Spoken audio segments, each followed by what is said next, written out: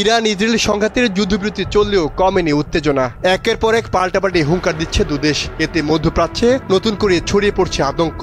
গাজা ভূখণ্ডে ইসরায়েলি আগ্রাসন থেকে বিশ্ববাসীর দৃষ্টি সরাতে ইরানে হামলা করা হয়েছে বলে দাবি করেছেন দেশটির পররাষ্ট্রমন্ত্রী আব্বাস আরাকচি। ব্রাজিলে চলমান ব্রিক্স সম্মেলনে সম্প্রতি যুক্তরাষ্ট্র ও ইসরায়েলের হামলার ঘটনায় তীব্র নিন্দা জানিয়ে আব্বাস আরাকচি বলেন, ভবিষ্যতে ইসরায়েলি আগ্রাসনের বিরুদ্ধে ইরান সর্বশক্তি দিয়ে প্রতিরোধ গড়ে তুলবে। যুদ্ধ অপরাধের বিরুদ্ধে আন্তর্জাতিক আইনি পদক্ষেপও গ্রহণ করবে তেহরান। এই হামলা শুধু ইরানের সার্বভৌমত্ব লঙ্ঘন করেনি, বরং বৈশ্বিক স্থিতিশীলতাকে হুমকির মুখে ফেলেছে বলে দাবি করেছেন আরাকচি। তিনি বলেন, মার্কিন ইসরায়েলি যৌথ হামলায় এখন পর্যন্ত ৬,০০০-এর বেশি বেসামরিক নাগরিক হতাহত হয়েছেন। ক্ষতিগ্রস্ত হয়েছে অসংখ্য বাড়িঘর, পরমাণু স্থাপনা এবং গুরুত্বপূর্ণ অবকাঠামো।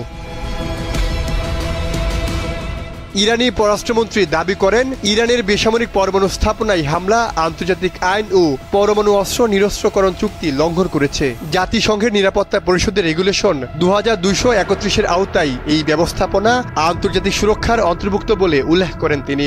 এ সময় বিশ্ব সম্প্রদায় ও বহুপাক্ষিক সংস্থাগুলোর প্রতি আহ্বান জানিয়ে আরাকচি বলেন, আন্তর্জাতিক আইন রক্ষা ও দায়মুক্তির বিরুদ্ধে অবস্থান নিতে হবে। তিনি শান্তি ও ন্যায় বিচার প্রতিষ্ঠায় ব্রিক্স সদস্যদের আরও সক্রিয় ভূমিকা রাখার আহ্বানও জানান।